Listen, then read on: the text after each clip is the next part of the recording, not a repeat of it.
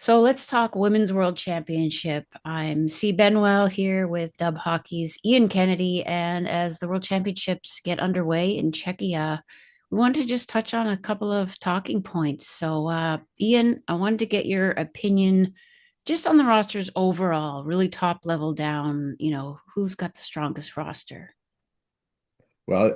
It's always going to be the conversation of who's going to challenge the North American teams. Obviously, Canada and the USA, their depth are just incredible. We're starting to see more of a professional flair with both of them. I think that you're going to see that, especially with the United States, where they've brought more PWHL players compared to NCAA this time around. But they remain the teams to beat, followed closely by Czechia, the host team. I think is bringing their absolute best roster that they've probably ever had, period. And of course, Finland, who is the reigning bronze medalists, are going to try and retain that. But they're going to have a hard time with Czechia. I really love that we've got nine PWHL players on that team right now, followed by Natalie Mlinkova, who's going to be a top 10 pick in this year's PWHL draft. And the newcomer of the whole bunch there is Kristina Kaltenkova, who is a Colgate grad or soon to be a Colgate grad. But she's just an incredible player. Power forward, uh, smooth, strong on her feet, gets to the net, great shooter. Really one of the best scorers in NCAA hockey the last couple of years. And I think that people are really going to be excited to see her in the PWHL because of her edge. But it's definitely a factor that Czechia has been missing for quite some time is that real pure goal scorer. And she's going to bring that, not to mention getting back Katerina Mrazova, who's coming off her injury. Dominika Laskova's back. They've really got this roster going together that if there's ever a year that someone is going to knock off Canada or the USA, um, I think that, and the seventh player on the ice, the fans, is going to be a big factor there. So, of course, it's Canada and the USA.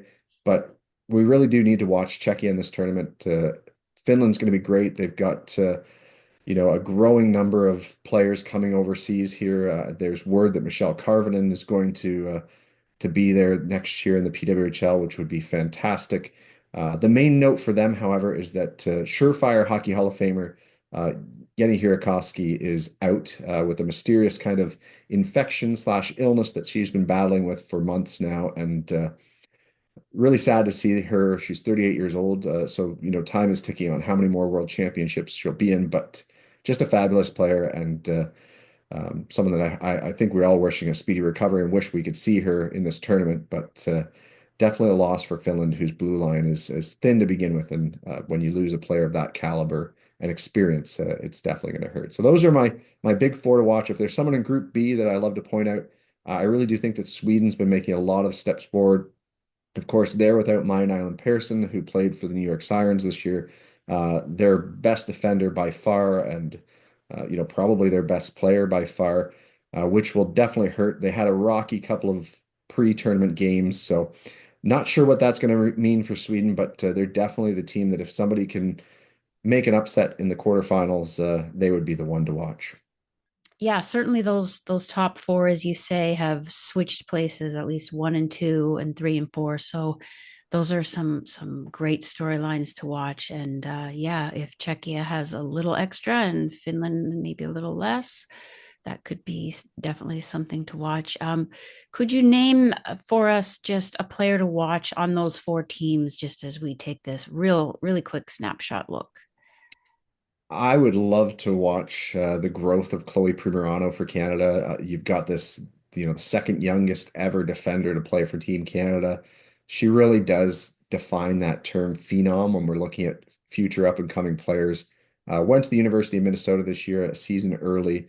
Was spectacular there, third team WCHA All-Star, really doing it all. And just the fact that Canada was able to fast track her, a program that we know doesn't typically even take NCAA players, Yeah. but to take an underage first year NCAA player at this point shows you how much faith they have in her. So she's my Canadian player to watch. As much as she's well known, I'm really looking to see what USA does with Layla Edwards. Of course, they've been ongoing with this experiment of putting her on defense, even after She was the MVP last year at the World Championships as a forward, an incredible power forward that's got probably the best shot in the women's game right now. I don't know how that will end up. My guess is by the time we get down to the medal round, she's back up front, but that's definitely something I'm watching for.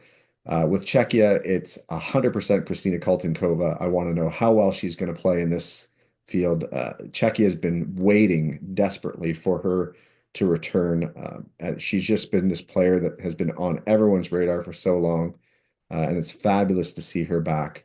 And then Finland, there's a bunch of names there that I'm really interested to see, but I do want to watch what the veteran Michelle Karvinen does because if she is coming to the PWHL as people anticipate, she's going to want to make a statement right now against the biggest names in the world to show that she is not a player that someone should let slide in the draft and that they should take high. They should compensate her the way that she deserves. And I mean, this is a player that fits right into that conversation for Hockey Hall of Fame for the future. She's got all of the individual accolades. And as she's told many people recently, there's only one adventure and one challenge that she has yet to go on. And I think we all know what she's talking about with that. So those are my four players to watch from the big four teams. Great. Well, that was our quick snapshot. And so if you're tuning in, we'll keep an eye on those teams and definitely those players. Thanks, Ian.